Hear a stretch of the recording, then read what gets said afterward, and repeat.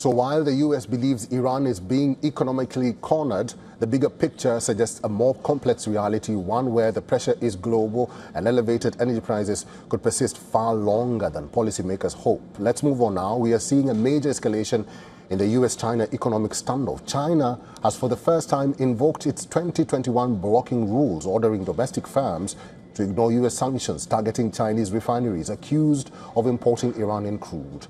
China has called these sanctions an improper use of extraterritorial law by the US.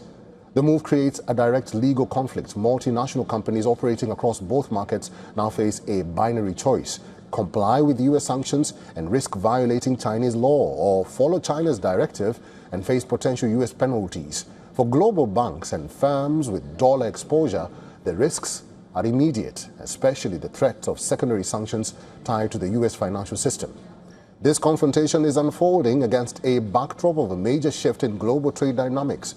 In 2000, the US was the dominant trading partner for most of the world, with total trade exceeding $2 trillion, more than 4 times that of China at the time.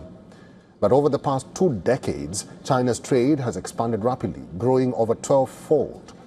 By 2024, China's total trade has crossed $6 trillion, overtaking the US, which stands at roughly $5.3 trillion. Today, China is the largest trading partner for a majority of countries across Asia, Africa, and Latin America. This expanding economic footprint strengthens Beijing's ability to push back against US pressure. The timing of this move is significant, coming ahead of the much-anticipated visit by President Trump to China. Beijing's move signals a tougher negotiating stance while also setting a precedent. Analysts say this could mark the beginning of competing legal frameworks governing global trade. Countries like Russia may take cues from China's approach to counter unilateral US sanctions. The broader risk is fragmentation, where companies, banks, and even countries are forced to align to one system over another, a trend that could accelerate the decoupling of the world's 2 largest economies.